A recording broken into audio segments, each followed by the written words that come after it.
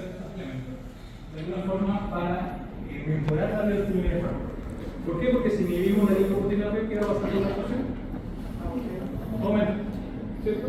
¿A qué te lo compré por utilizar estos elementos, por ejemplo, como un inhibidor natural para mejorar la biodisponibilidad? ¿Qué puede ser complicado eso?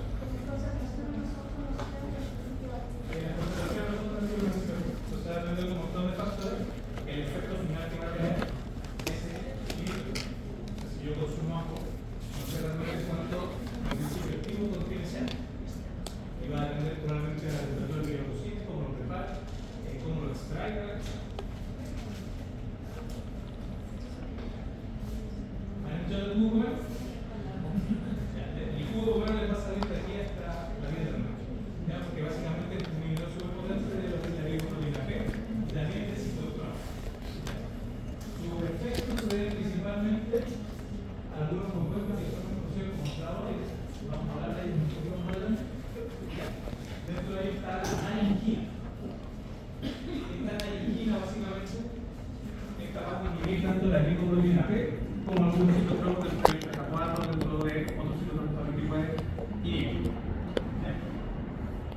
Y además del jugo comento también tenemos unos compuestos que son los flavonoides, como glutamina, eritroxicilona. Y al igual que ya mencionamos con los otros inhibidores naturales, el efecto va a variar dependiendo de la concentración de flavonoides que tenemos. Por eso suele ser súper complejo utilizar este tipo de compuestos o este tipo de sustancias como un agente positivo, porque no sabemos realmente la concentración que tiene ese flavonoide o ese jugo de pomelo de flavonoides, no sabemos la concentración, no sabemos.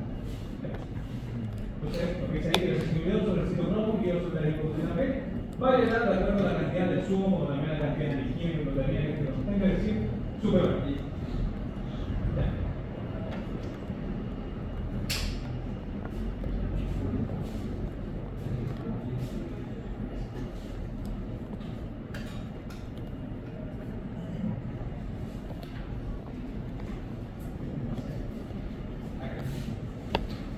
Entonces, quiero mostrar básicamente, esto es un poco una figura paper, la idea también es que ustedes puedan aprender a interpretar estas figuras y leerlas. ¿Por qué? Porque también vamos a ver durante los talleres algunas lecturas de paper, que obviamente van a tener que mostrarnos esas figuras, explicarlas, etc. Entonces, como recomendación, cuando ustedes explican una figura, siempre tienen que explicar los ejes. Entonces, aquí básicamente lo que estamos viendo, aquí la expresión de lipoproteína P. Mientras que de aquí vemos el efecto universal de distintos tipos de hormonas. Dentro de ello, por ejemplo, tenemos el control, que es nuestra línea base, que es basal, que es cuando normalmente hay el lipoproteína P, o la expresión de lipoproteína P. Tenemos una anhidrina, que es nuestro flavonoide presente, ¿cierto?, en el jugo pomelo, doxorubicina, verapamilo junto con doxorubicina, y anhidrina con doxorubicina. Eso es lo que queremos hacer. Luego, cuando te explican básicamente que tienen esa figura, te dicen explicar qué se observa. Entonces, ¿qué se observa? Con una anhidrina realmente no hay ningún cambio significativo. No vemos ningún cambio. Con doxorubicina, ¿qué ocurre con la expresión del lipoproteína P? Entonces, un inductor no es un inhibidor. Es un inductor. Entonces, doxorubicina, como un inductor de la lipoproteína P. Verapamilo también hay, bueno, en este caso también es un inductor, pero sería menos potente, menos importante que la doxorubicina. Con verapamilo y doxorubicina vemos que hay un efecto más o menos similar a simplemente con verapamilo, y con una anhidrina y doxorubicina, lo interesante es que si comparamos con doxorubicina, la energía es capaz de disminuir esa expresión. Entonces, ¿qué efecto está teniendo en este caso de la energía? Estaría disminuyendo la expresión de la lipoproteína P. En este caso, está aumentando. Nosotros tenemos un efecto inhibidor. Ojo que cuando ustedes ven papers o estudios, van a ver que muchas veces la información puede ser contradictoria. Yo les acabo de decir, por ejemplo, que la anhidrina es inhibidora de la lipoproteína P, pero aquí no parece ningún cambio. Alguien puede decir, ¿cómo es inhibidor de ningún efecto? ¿Ya? Y eso es porque netamente una es lo mismo estudiar esto a nivel celular. Una placa PET, ¿cierto? Donde medimos directamente la expresión de la microglobina PET, a estudiarlo, por ejemplo, en un ser humano, a estudiarlo en rata, a estudiarlo, etc. Va a depender mucho del estudio cómo se hace. Entonces, muchas veces puede haber información contradictoria, pero en general la literatura nos muestra y nos indica que la naringina, particularmente, y el glucomeno es un inhibidor potente de la lipoproteína P, los citocromos Q12. Ya, simplemente para que no se confunda. ¿Dónde lo tenemos? ¿Sí? Ahora, tenemos que hablar también de polimorfismo. En la glicoproteína. ¿Qué entienden por polimorfismo?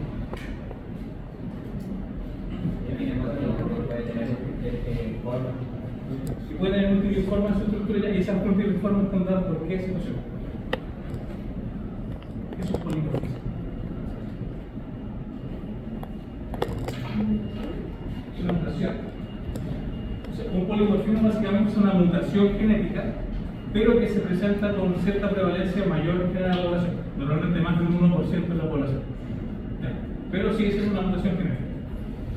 Entonces, hay un gen básicamente que codifica el GP y se denomina NDR1 y se localiza en el cromosoma B. A eso no tienen que aprenderse los hormonas, aprender con eso porque no que vayan simplemente información que está bien. Pero se han descrito más de 15 polimorfismos. El de mayor significancia clínica es de los enterocitos. ¿Qué son los enterocitos? ¿Dónde se encuentran los enterocitos? ¿De qué? Se encuentran en el intestino. Los enterocitos son las del intestino. Entonces, si se encuentran en el intestino, ¿qué podría pasar con el polimorfismo? ¿Qué podrían estar modificando? La absorción. ¿Cierto? ¿Por qué? Porque básicamente estos polimorfismos, estas mutaciones, lo que van a generar finalmente es que puedan haber variaciones en la expresión o en la forma en que se genera la absorción de ciertos, o la expresión de ciertos fármacos. ¿Sí? Porque básicamente es una mutación. Cambiamos una proteína y eso puede cambiar, por ejemplo, la afinidad de ciertos fármacos, puede cambiar la expresión de la misma lipoproteína PET. Y la mayor significancia, como lo mencionamos, lo que se encuentra en los enterocitos, menos expresado en la población caucásica.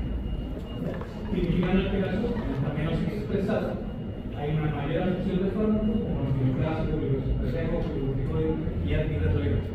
¿Qué implica eso? Básicamente, muchas veces implica que esta gente es mucho más sensible a este tipo de fármacos y por ende requiere dosis más bajas del mismo fármaco para alcanzar el efecto. Requiere un ajuste de dosis muchas veces para no tener efectos tóxicos. ¿Ya? También hay un estudio por ahí que se ha hecho en población chilena que muestra variaciones en este transportador. Si se fijan, usualmente nosotros pensamos en población chilena y pensamos en Chile continental, pero en realidad hay variaciones genéticas importantes en Chile. Si pensamos en población mapuche, por ejemplo, población de Isla de Pascua, ¿ya? Y se ha mostrado que hay diferencias significativas en lo que es este tipo de poblaciones a nivel de la lipoproteína y la expresión de algunos polimorfismos que se expresan más en un tipo de población versus otro tipo de población. ¿Ya? Entonces, obviamente, no es lo mismo, no va a ser lo mismo tratar un paciente que vive en la Pascua, por ejemplo, a un paciente que vive en Santiago. Pueden haber diferencias en la absorción de algunos fármacos. A priori y en la práctica real, eso no se sabe porque no se hace estudio genético, usualmente. Pero sí, obviamente, se puede ver que el paciente reacciona más o se puede tener una predisposición a que el paciente sabemos que va a ser más sensible a ciertos fármacos y usar una dosis tal vez un poco más baja o muchas dosis si vemos algún efecto y por reacción a eso. Entonces, mi monopolio funciona en el sentido de que tiene un efecto a nivel sistémico, van a generar aumentar la absorción, pero en la práctica real, en la vida real, digamos, cotidiana, no es algo que se mida o se evalúe de forma cotidiana. O sea, nadie evalúa como si. Tratando de que la tesis de polimorfismo realiza la absorción, entonces me pone un poco el paso. No, usualmente lo que es simplemente es que como no hay efecto, se ajusta la dosis. Si hay poco efecto, se sube la dosis, si hay mucho efecto, se ajusta la dosis. Que es como la forma más práctica de decir el plan natural. Por eso la farmacogenómica no pega mucho en el sentido de que en la práctica no se hace mucho estudio. O sea, más allá, por ejemplo, el paciente con cáncer o algún tipo de patología muy específica, donde se requiere un estudio genético para evaluar predisposición, pero no usualmente no es lo que se evalúa, por ejemplo, el tipo de escenario. se ha estudiado el efecto específico. Por ejemplo, se puede saber que cierta mutación genera más expresión o menos expresión de la glicoproteína P o genera mayor absorción o menor absorción, pero en la práctica no es que a un paciente le vamos a evaluar con el confirmo que presente y saber si va a tener mayor o menor absorción en base a su tratamiento. Simplemente se da el tratamiento estándar y si vemos que hay poco efecto, se ajusta a dosis, si hay mucho efecto, tenemos efecto adverso, se baja a dosis, se ajusta a dosis. Eso suele ser como el estándar de ese tratamiento. Luego tenemos isoformas, el citocromo P450. ¿Qué es una isoforma? Lo mismo que ponemos aquí. ¿Cuál sería la diferencia entre una isoforma y una isoforma? ¿O qué son isoformas? ¿Qué tiene forma parecida? Ya. Iso igual forma. Isoforma, forma parecida. Básicamente las isoformas son moléculas o proteínas, en este caso como los citocronos, que tienen el mismo efecto, ¿ya? Pero que provienen como de la misma familia. Usualmente puede ser también que haya un mismo gen que los purifica, y por cosas genéticas, cuando se hace la mutación que hay splicing, lo vamos a ver por más adelante, se crean diferentes tipos de proteínas a partir de un mismo gen. En el caso de los citocromos, no es un caso particular y específico, sino que son vienen de un mismo ancestro como evolutivamente hablando. Vienen de un mismo gen que se ha mutado y ha generado diferentes formas, pero vienen todos del mismo origen. Y todas tienen el mismo efecto en el sentido de metabolizar sustancias a través de reacciones renales y reacciones. Entonces vienen básicamente del mismo origen y tienen la misma función. Eso es una isoforma. Entonces, ¿qué sería una isoforma de los citocromos? Citocromo 3A4, 2DC, 2C, 2C9, 3C9, 2D1, todo eso básicamente son formas de lo que sería los citocromos P450. Son las mismas, tienen la misma función en sí. Obviamente van a tener afinidad diferente de diferentes fármacos, pero tienen la misma función. ¿Ya? Y que hay 8 a 10 formas de la familia 6G3, 6G2, 6G1 son las responsables de la mayoría del metabolismo, los fármacos, etc. Si se fijan, cerca del 55% de los fármacos se metabolizan por el citocromo 3A. La gran parte de los fármacos se metabolizan vía isoforma. Hay algunos fármacos como simvastatina, citocroina, 25 a 30% por el 2D6, como codeína, fluoxetina, 15 a 20% entre los 6G2C y el 12H9 y el 12H19, como el resol o farina como ejemplos. Y ya 6G2 por ejemplo, el 2%, el 1,2%, que es bastante bajo. Entonces, esas tres principales familias, 3A4, el 2D6 y el 12C, son las principales que introducen la gran parte y la mayoría de los fármacos que ya la figura básicamente exactamente lo que entonces, importante recordarlo porque vamos a ver que como visitar, por ejemplo, si tocamos 3A4 va a tener un impacto mucho mayor que tal vez estabilizar otro tipo de citocromo. Igual eso va a depender del fármaco y va a depender de la afinidad o por dónde se metaboliza cada uno de los fármacos.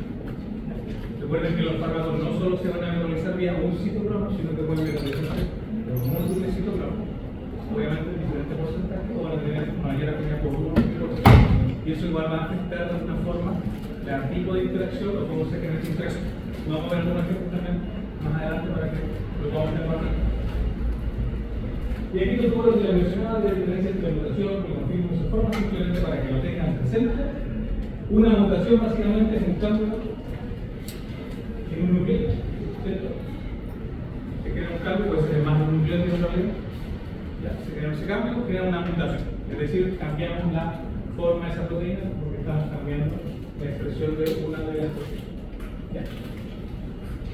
Entonces tenemos básicamente una proteína clara, una proteína mutante que puede ser defectuosa, puede ser incluso no necesariamente defectuosa, podría tener más efecto o menos efecto. Eso es totalmente fácil. ¿Cuál es lo importante y cuál es la gran diferencia con los polimorfismos genéticos? Usualmente también lo damos por ejemplo el estrés del ciclo nucleótido polymorfismo. La gran diferencia es la frecuencia. Los polimorfismos se encuentran al menos en el 1% de la población. Mientras que, por ejemplo, aquí su compañero podría tener la mutación específica en un gen que solo él la tenga, no va a comprender el 1% de la población, es una mutación. Tal vez mi compañero acá tiene una mutación que el 1% de tasa de la Tierra. Y eso sería un polimorfismo, porque se expresa en una población mayor. Tiene un impacto obviamente a nivel de salud mucho más importante. Y las isoformas, como les decía, usualmente vienen de un origen común. En este caso es un ejemplo que nos ayuda mucho para la citocromo, porque los citocromos, cada citocromo tiene su propio gen. ¿Ya?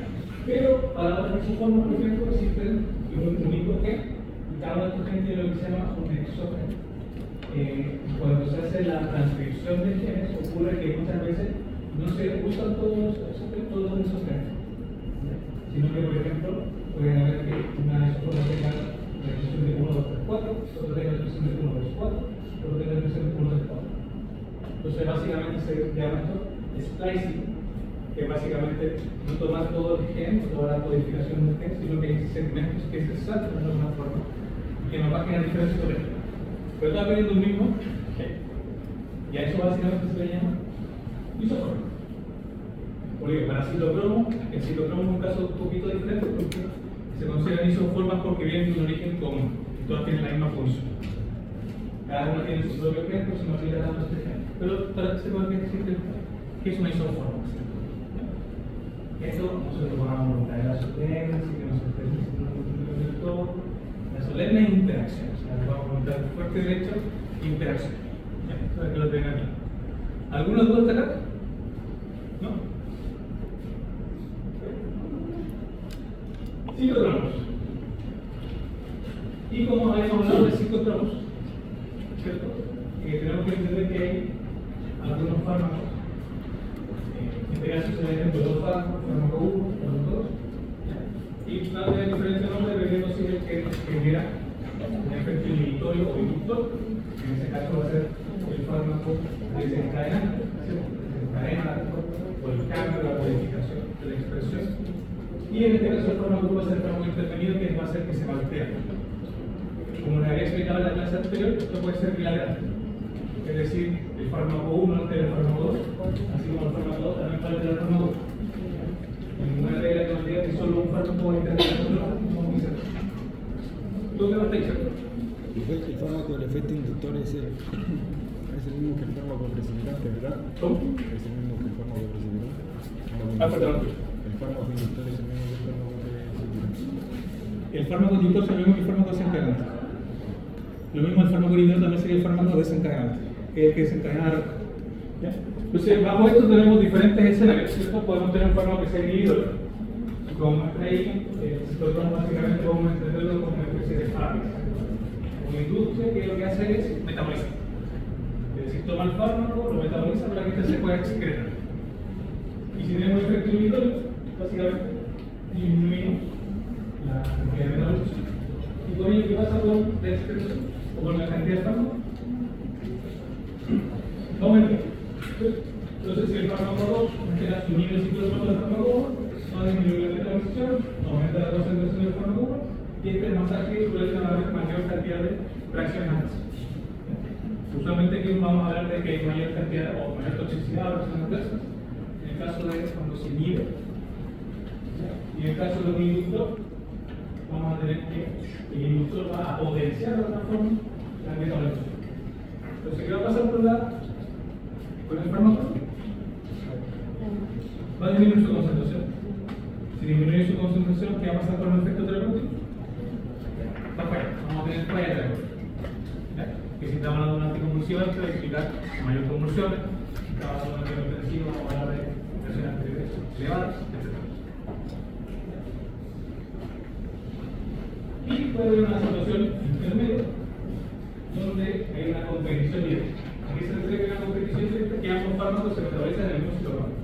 Ambos compiten por el mismo citocromo. ¿Sí? Entonces imagínense el fármaco 1, fármaco 2, y ambos se metabolizan vía citocromo 3 a 4. Ambos básicamente se van a movilizar por el mismo químico. En este caso, usualmente vamos a ver que ambos fármacos van a aumentar su concentración cromática. ¿Por qué? Porque básicamente tienen que pensar que los citocromos de alguna forma son metabolizadores que tienen una estabilidad limitada. O sea, no podemos metabolizar a todas las moléculas que hemos tenido. Si nos llegan dos fármacos diferentes que se metabolizan por la misma vía, el citocromo básicamente va a metabolizar ambos pero no los van a metabolizar eficientemente. Entonces se van a empezar a acumular. Y ambos van a aumentar, por ende ambos nos van a generar mayores reacciones adversas. ¿Se entiende? ¿Sí? ¿Seguro? Cuando subir al aire, Sí. Subir o bajar. Subir esa frío.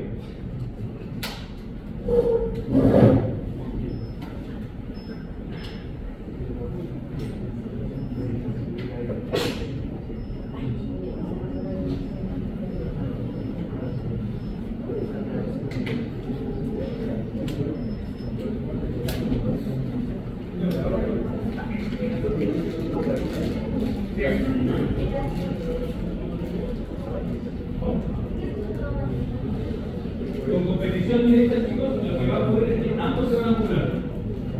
¿Ya? Más adelante hay otra diapositiva que explica un poco mejor esta competición, que de repente depende un poco de la afinidad también del fármaco, también va a depender un poco de la saturación o no. Pero lo importante es que si hay competición directa, ambos se van a acumular. ¿Por qué? Porque básicamente, imagínense que el citocromo, ¿cierto?, está en fábrica y puede procesar 100 fármacos por hora. ¿Ya? Entonces tenemos una doble que procesa 100 fármacos por hora. Y tenemos 100 fármacos 1 normalmente, pero no le podríamos procesar bien y no tiene ningún problema. Ahora, si le damos 100 del fármaco 2, ¿qué va a pasar con la fábrica? No da para procesar. ¿Cierto? Entonces, ¿qué es lo que va a pasar? Va a procesar 50 del fármaco 1, 50 del fármaco 2. Y se nos va a empezar a acumular el fármaco. Se nos acumulan ambos fármacos y por eso generan básicamente, ambos van a generar posibles reacciones.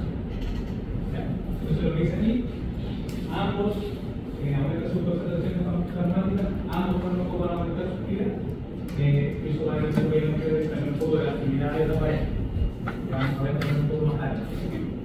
¿Son claros hasta acá?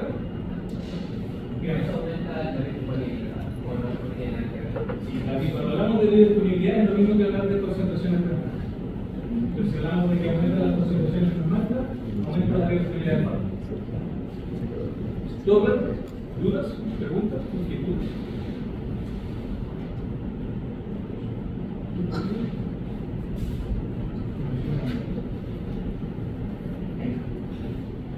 Entonces, tenemos que hablar también un poco de los mecanismos que hay detrás de estos procesos de inhibición e inducción. ¿Ya?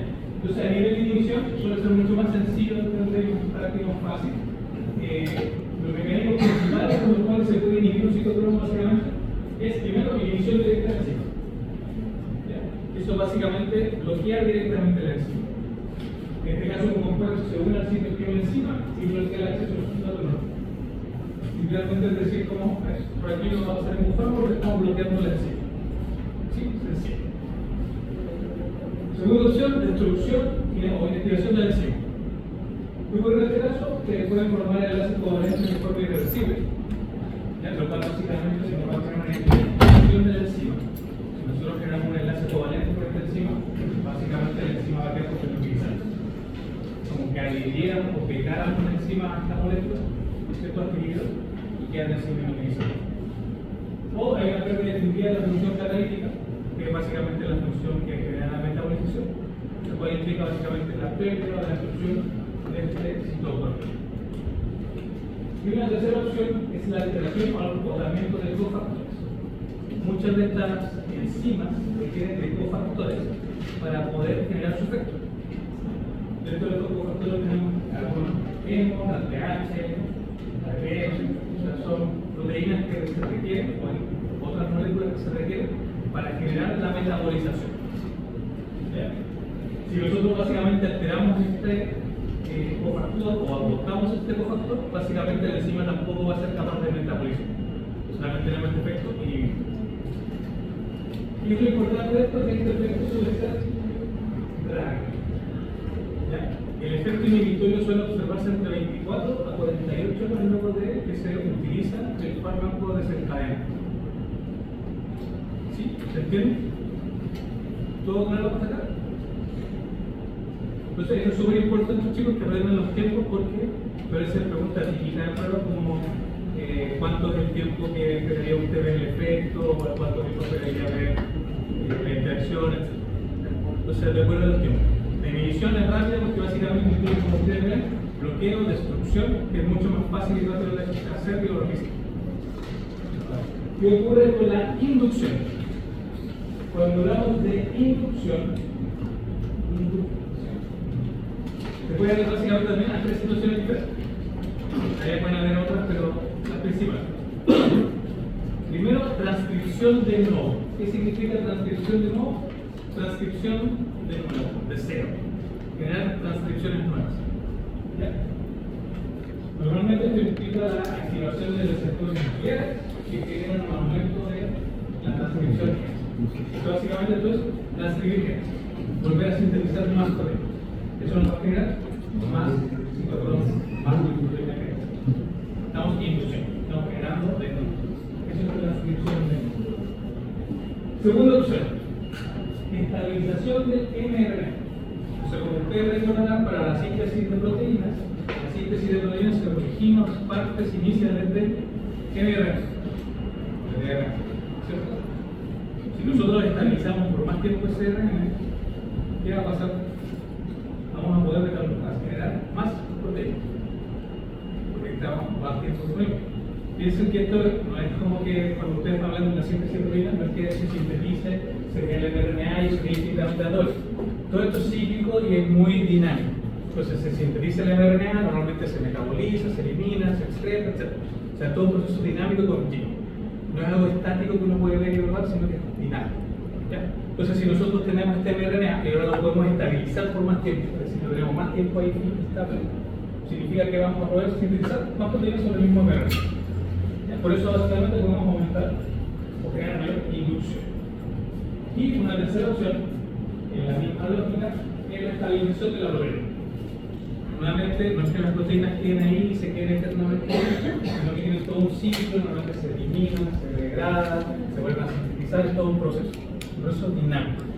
Ahora, nuevamente en ese proceso dinámico, si nosotros mantenemos por más tiempo esta proteína porque la estabilizamos, significa que va a tener mayor disponibilidad. Y eso implica, nuevamente, inducción.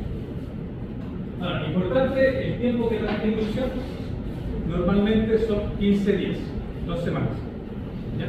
Por eso, por ejemplo, pueden recordar la carbamazepina usualmente cuando se da como tratamiento. ¿Qué era la carbamazepina? ¿Qué era la carbamazepina? Antipiléptico, anticonvulsión, ¿cierto? Y tenía una particularidad que era inductor de su propio metabolismo, autoinduce su metabolismo. ¿Sí? ¿Recuerdan eso? O sea, normalmente los tratamientos con carbamazepina, a las 2 semanas aproximadamente, de repente al mes incluso, hay que ajustar la terapia y aumentar la concentración, porque autoinduce su metabolismo. Significa que se va a metabolizar más rápido, no hay menos concentración, menos efecto. Entonces necesitamos aumentar esa cosa. Y suele pasar a las 2 semanas, no pasa a los 2 días, pasa a las 2 semanas. ¿Por qué? Porque el efecto inductor tarda aproximadamente 2 semanas en aparecer. ¿Todo claro hasta acá? Sí, súper. Dígame. ¿El mRNA? Entonces, hay que recordar simplemente que mRNA es la base por la cual se va a sintetizar la proteína. ¿Cierto? El mRNA y a partir de ahí se sintetiza todos estos procesos. Entonces, si nosotros tenemos el mRNA disponible por un tiempo, vamos a poder sintetizar más procesos. Entonces, cuando hablamos de estabilización del mRNA, simplemente que normalmente esto es mRNA, la síntesis de proteínas, de mRNA, receptores, de lo que sea, son procesos dinámicos. No significa que estén ahí, que eternamente, sino que normalmente se degradan, se vuelven a sintetizar y todo eso como una forma dinámica. Entonces, en este proceso dinámico, y teniendo un proceso dinámico, si yo mantengo estabilizado el mRNA por más tiempo, ¿significa que la voy a sintetizar? Más proteínas. Y eso genera este efecto de inclusión, porque hay más síntesis de proteínas. Claro, afectamos directamente aumentando la transcripción, estabilizando la mRNA, que favorece de otra forma que haya más síntesis de proteína, o estabilizando directamente la proteína, pero solo la disponibilidad por más tiempo.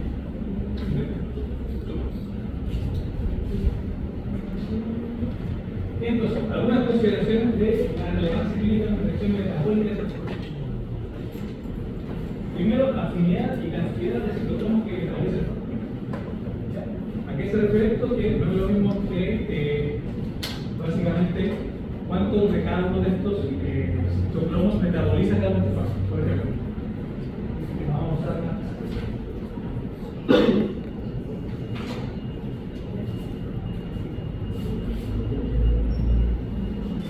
Entonces tenemos el fármaco 1. ¿Se ve al fondo? ¿Sí? El fármaco 1, vamos a poner citocromo. Citocromo beta 4. Vamos a poner el citocromo 2. Entonces, dependiendo de la afinidad y la cantidad que metaboliza el fármaco, la interacción puede ser peor. Por ejemplo, si el fármaco 1 se metaboliza en 95%,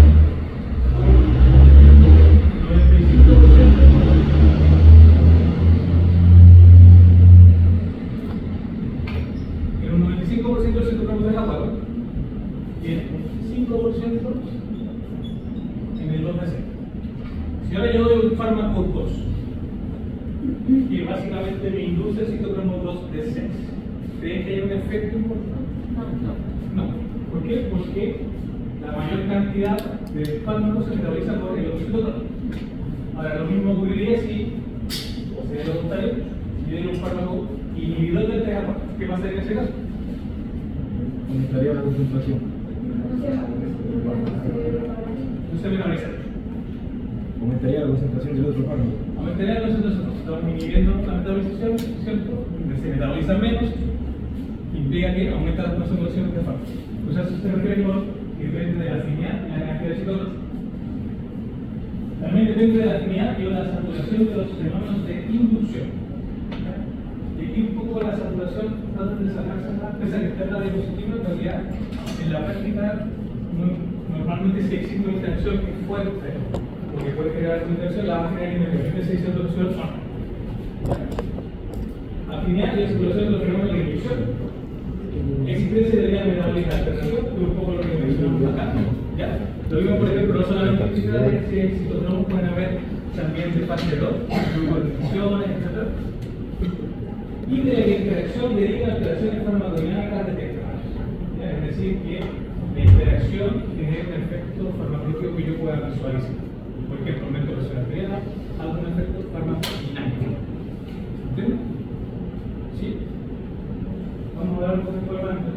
Entonces, primeramente, la afinidad de un fármaco con una enzima se denomina constante de inhibición. ¿Ya? Y normalmente la vamos a ver con una variable que se llama KI. Qué importante de esta KI, que esta KI es inversamente proporcional a la afinidad del fármaco. Es decir, si tenemos una KI más pequeña, significa que hay mayor afinidad. Entonces, una KI alta indica baja afinidad y la probabilidad de una determinada citocromo es baja. Normalmente vamos a identificar esto en algunas tablas que vamos a ver más adelante en la diapositiva, todo un círculo blanco. Es decir, hay poca afinidad por ese citocromo, o no es de relevancia. Ahora, una KI baja indica una alta afinidad del fármaco y la probabilidad de unión de determinado citocromo va a ser alta. Y normalmente la vamos a identificar con un círculo negro. Cuando hay un punto intermedio, normalmente vamos a mostrar un círculo gris.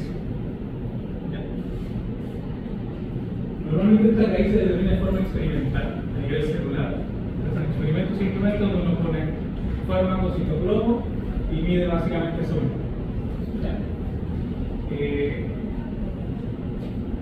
Entonces, un ejemplo simplemente. Entre ketoconazol e itraconazol. Ambos fármacos inhibidores. Aquí se da la caída. ¿Cuál de ellos dos tendría mayor afinidad por el citocromo 3? Ketoconazol. ¿Cuál tiene la caída más pequeña? El ketoconazol. Ketoconazol. El ketoconazol. Entonces el ketoconazol tendría mayor afinidad porque su caída es más pequeña. Recuerden que la relación es inversa. Si la caída es más pequeña, la afinidad es mayor. Si la caída es más grande, la afinidad es mayor. Segundo ejemplo, para el 208. Tritropina, hidroxilo, rosiglitazona, hidroglitazona. ¿Cuál tendría mayor afinidad? Un poco corrido.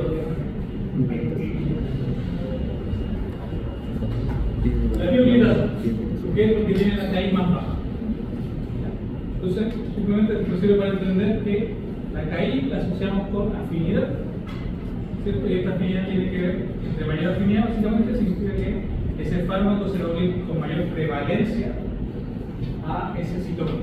Es decir, por ejemplo, si yo estoy dando ketoconazol e itaconazol en forma conjunta, por ejemplo, que no funciona de forma, pero caso hipotético, significa que el que se va a metabolizar primero, ¿cuál debería ser? Y ketoconazol, que tiene mayor afinidad con el receptor. Por ende, es probable que, bueno, en este caso, probablemente se acumulan, pero se va a acumular más el itaconazol. ¿Sí? ¿Se entiende? Entonces, la administración conjunta de fármacos, que es con mayor afinidad, es decir, que hay más bajo, inhibirá más competitivamente la aplicación de los fármacos con afinidad más baja, que hay mayor. Es decir, se va a unir prevalentemente a aquel que tiene la KI más baja, porque tiene mayor afinidad. ¿Puede tener eso sentido? ¿Sí? Entonces, aquí, un ejemplo simplemente, también de dos fármacos, fármaco A y fármaco B, en diferentes tipos de situaciones. Entonces, fármaco A y fármaco B. Ambos tienen la misma afinidad, pero no hay saturación. ¿Qué dice pasar teóricamente? Que ambos se metabolizan. Tienen la misma afinidad y no hay saturación. Ahora, en la práctica y para la solemne, si hay una interacción fuerte, incluso si no les mencionan que hay saturación, probablemente igual existe interacción. Entonces, como esperaría que igualmente ambos fármacos se acumulen. Esa que no haya saturación. Porque la práctica de la realidad no se nos puede ver saturación, no se puede ver, sino que si ambos fármacos compiten fuertemente, igualmente se van a acumular. Fármaco A y fármaco B, que lo que hay con mayor afinidad, pero sin saturación. ¿Qué tiene mayor afinidad? ¿Qué dice pasar con cada uno de estos fármacos? ¿Estoy diciendo?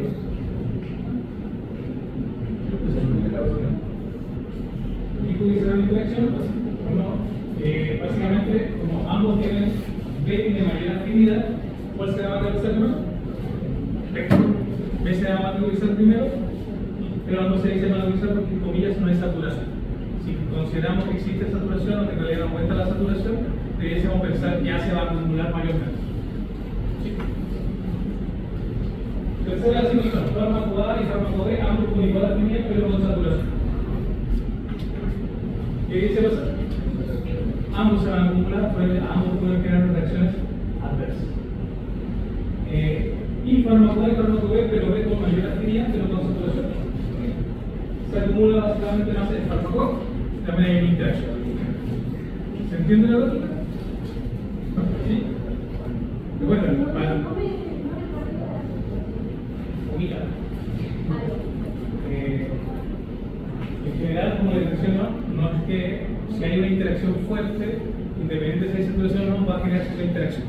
Entonces, probablemente los casos más generales son los primeros de la baja, en la situación más grave. Independiente de si hay saturación, la saturación es algo que podemos medir normalmente.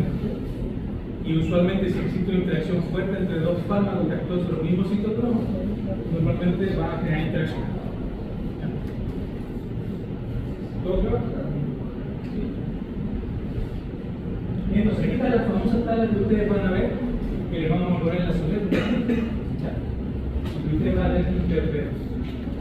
¿Qué dice esta tabla? Básicamente, esta tabla nos muestra la forma, en este caso, insulina, resol, proteína, medicina. Nos van a mencionar una condición de afinidad. En este caso, nos está mencionando que son sustratos de citocromo. Y nos muestra diferentes citocromas. Como 2, por A6, por D6, por C8, por 6, como ya he mencionado, se menciona con circuitos negros por alto, dependiendo de la afinidad. Negro, clínicamente muy significante, es decir, muy importante sería metabólica. Gris es clínicamente medianamente significante. En la práctica, en la teoría y para la solemne, si es gris, consideren lo blanco. Es lo mismo, básicamente, tiene que mostrar relevancia. Para que no se complique. Y blanco es clínicamente poco significante. Entonces, para darle el ejemplo, clemitorina se metaboliza principalmente por el citocromo 289 y 265. son clínicamente relevantes. ¿Sí? Claro. Omeprazol, por su parte, se va a metabolizar principalmente por el 12-19.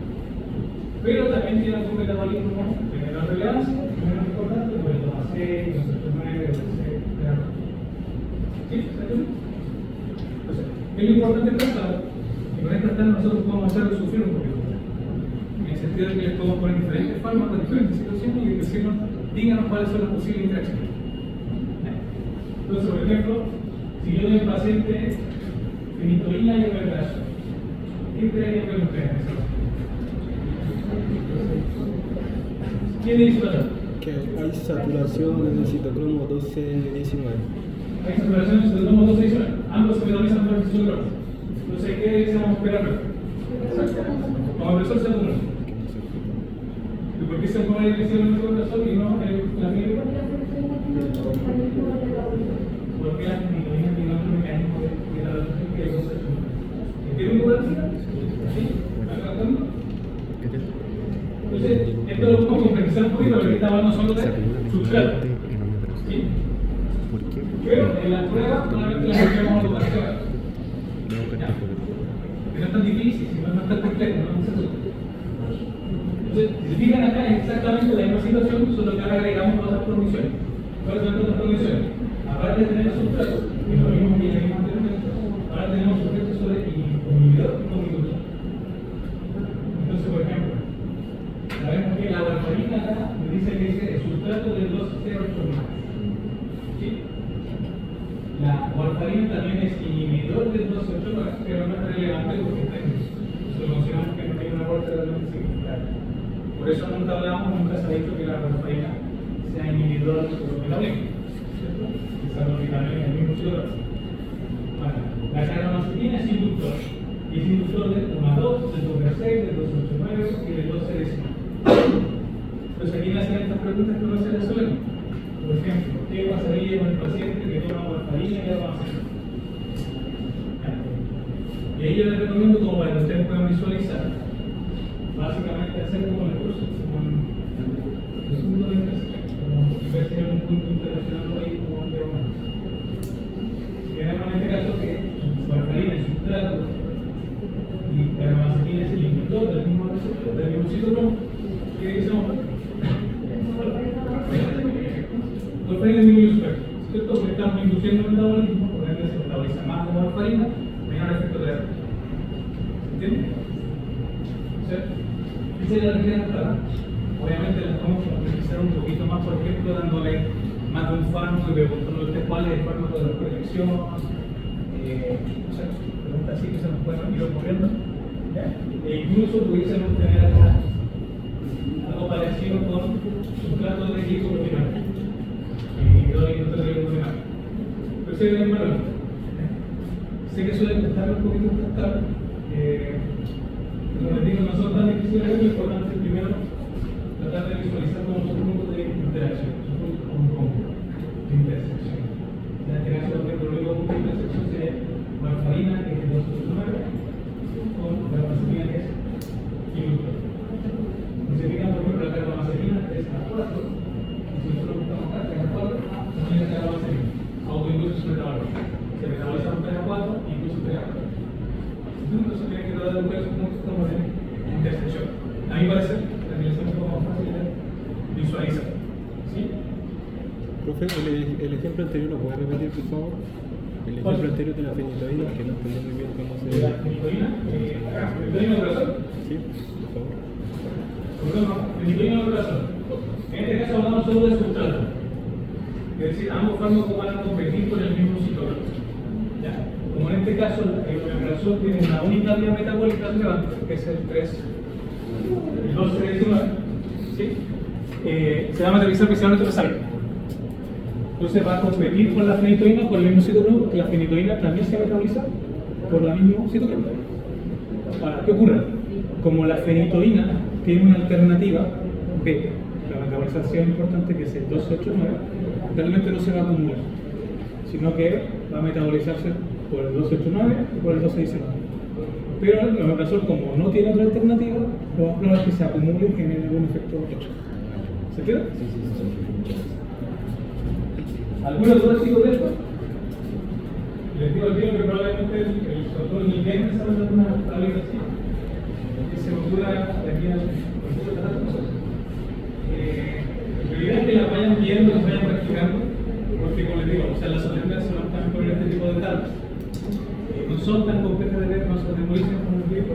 Simplemente tienen que buscar un punto en común que hayan resultado y en base a eso tratar de hacer las correlaciones. Darte información de este tipo de tablas porque no solo nos muestra una guía de esta forma, sino que nos muestra los diferentes ciclotrons, cómo puede ir por todos los ciclos, y eso de alguna forma lo hace un poquito más complejo. Entonces, algunos fármacos que son inhibidores potentes científicamente relevantes, ¿ya? Y aquí, si bien normalmente les decimos en la solemne, por ejemplo, el ketoconazol, inhibidor potente, etc., les recomiendo igualmente conocerlos porque de repente ha pasado que nos damos por sentado que deben conocer. Esos fármacos que realmente son como conocidos por esta cantidad. Entonces, fármacos inhibidores potentes, los azoles. O sea, ketoconazol, metoconazol, ustedes deben saber que son inhibidores, ¿ya? De citocromo. Para no es necesario que se aprendan qué citocromos inhiben, ya eso es mucho detalle. Pero obviamente conocer que son inhibidores. Dictesen, antibióticos macrólicos, eritromicina, principalmente, clorexamina, algunos quinolonas como ciprofloxacino, normoxicina, e inhibidores de la proteasa, que son fármacos que se usan para el VIH, como indinamid y ritonamid. Entonces les recomiendo que conozcan y que se sepan al menos algunos de estos, principalmente el ketoconazol, eritromicina, la claridemicina, ciprofloxacino, los inhibidores de la proteasa, porque esos fueron los que siempre utilizamos en la solemne.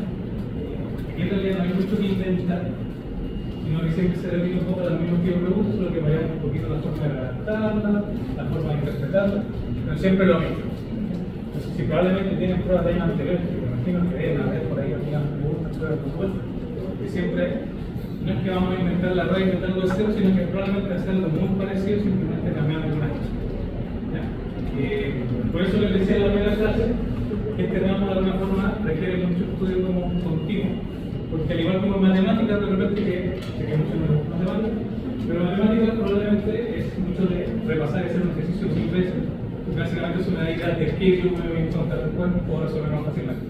Acá es exactamente lo mismo, o sea, entre más ejercicio ustedes hagan, entre más cosas ustedes resuelvan, después les va a ser más fácil cuando ustedes se enfrentan a la prueba y ya han visto algo parecido. No tiene mucha más lógica que eso. Y yo les decía otro, como ya les mencionaba, ketoconazol, inhibe 1 a 2, 2 a 6, 2 a 9, 3 a 4, itaconazol, que simplemente 3 a 4, eritromicina, ciprofloxacino, por ahí 1 a 2, 1 a 2, pero la misma lógica que ya hemos visto. O sea, básicamente son las mismas tablas. Existen libros para que sepan, que parecen como todos los ciclotromos, muchos fármacos con sus diferentes tipos de interacciones con el puntito, mostrando cómo interactuamos cada ciclotromo. No es que solo nos vamos a basar en lo que está en las diapositivas para hacer una pregunta, porque tenemos ese libro, entonces puedo sacar información ahí nueva, sino que tenemos fármacos para que no solo se queden con lo que están viendo, sino que aprendan a interpretar, más que aprendérselo de memoria. Eso es lo que necesitan ustedes, aprendan a entender el libro. Inductores ya, también algunos que le dicen conocer carbamazepina, o sea, donde dicen por qué mencionan los laboratorios de la carbamazepina es inductor, ustedes le dicen conocer inductor. De proteína también, norborbital, trombin, amiloglute y mina. Y ahí pueden ver los diferentes ciclotromos que pueden inducir. La mayoría se manda a uno. En general, cuando un fármaco es inductor, solo induce ciclotromos, cuando se queda solo inhibe ciclotromos. En general. Pero no es. Puede pasar que no sea inhibidor de uno y inductor de otro. No es nada como que niegue esa posibilidad. ¿Se entiende lo de acá? ¿Sí? Entonces, ejercicio tipo prueba. Sí, sencillo. Paciente con dolor social con un comprimido de alprazolam 0,5 miligramos al día. ¿Cuánto medida de carbamazepina debido al dolor oral? ¿Qué sucede con su ansiedad cuando se utiliza carbamazepina?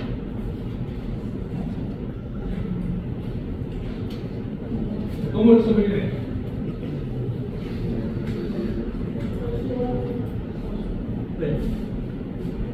Entonces, ¿qué es lo primero que debemos ver?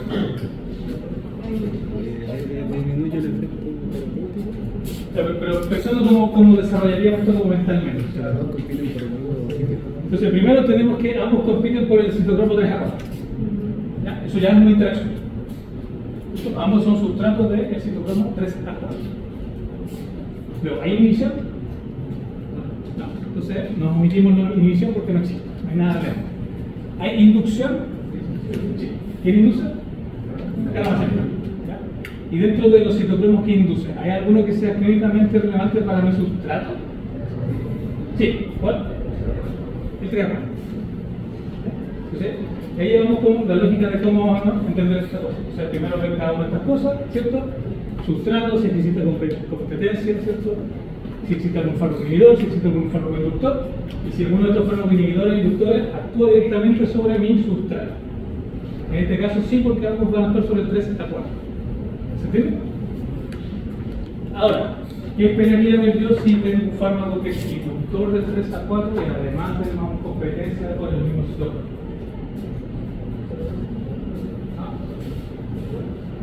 Se acumulan. O sea, podría creer que pensaría que puede ser una gran diferencia, porque si ambos están actuando sobre el mismo sustrato, deberíamos pensar que. ¿Qué dice pensar? Que se acumulan, ¿cierto? Pero además tenemos el efecto inductor, ¿verdad? Además tenemos el efecto inductor. ¿Qué significa que hay un efecto inductor? Que se va a metabolizar más rápido.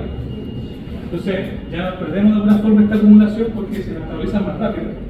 Entonces, no hay acumulación. ¿Qué sobrevalece? ¿Por qué creen que dice que se esfuerza más? ¿La acumulación o el efecto inductor? La acumulación. El efecto inductor. ¿Ya? El efecto inductor siempre va a ser más relevante que el posible efecto de acumulación. ¿Ya? Puede que sea menor ese efecto de inducción, dada que existe esta acumulación, pero el efecto inductor siempre va a sobrevalecer sobre el efecto. Pero también que el efecto inductor era más lento. Es cierto, el efecto inductor es más lento. Entonces también ahí voy a depender de en cuánto tiempo yo le pregunto la luz. En este caso no se especifica. Simplemente dice que sucede con la ansiedad cuando se emite la vaselina. Entonces, claro, en el minuto 1, al momento de la administración, probablemente vamos a ver el efecto de que ambos se acumulen. A los 15 días vamos a ver más potenciado probablemente el efecto de inducción. En todas las zonas ahí. ¿Se entiende? ¿Se entiende más o menos la lógica de esto?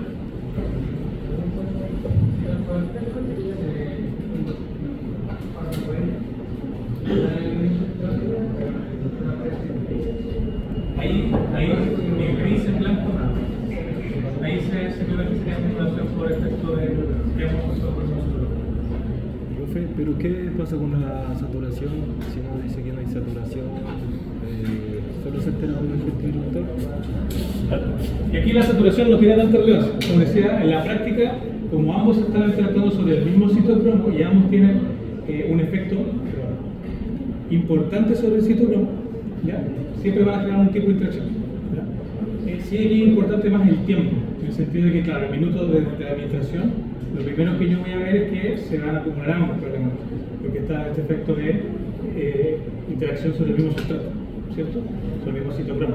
Pero a medida que vemos este efecto inductor que ocurre en los 15 días, lo más probable es que ese efecto inductor prevalezca por sobre esta acumulación, y lo que vamos a ver es que se va a disminuir el efecto de otro. ¿Alguna duda, chicos, respecto a esto?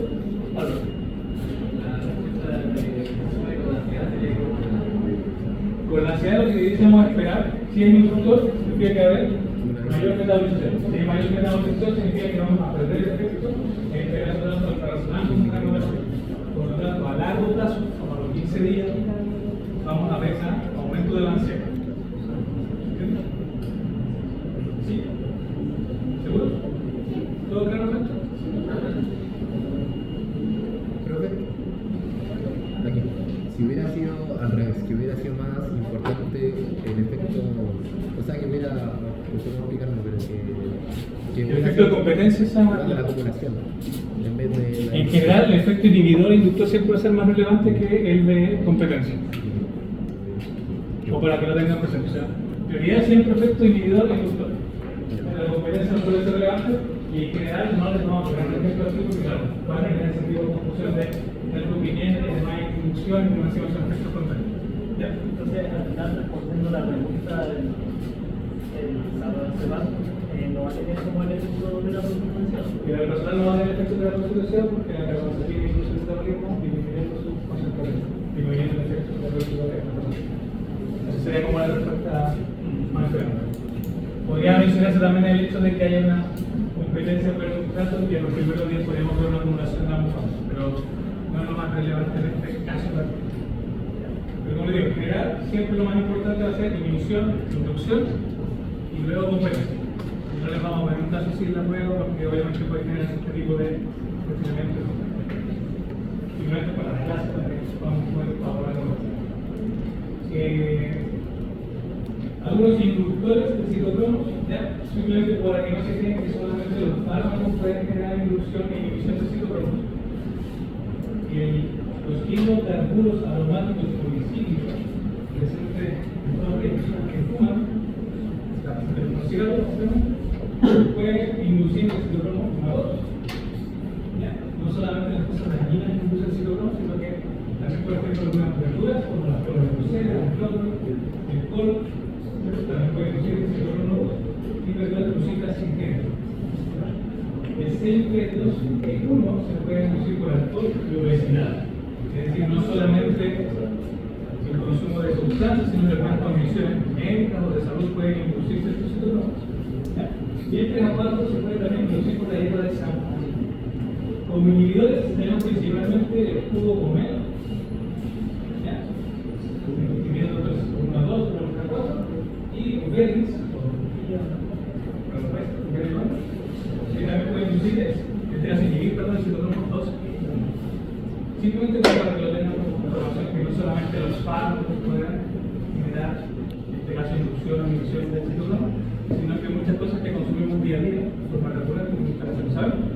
También pueden estar induciendo o inhibiendo ciertos citocromos. Ahora, obviamente, el efecto químico de eso suele ser no relevante, pero que generan mucho, generan mucho.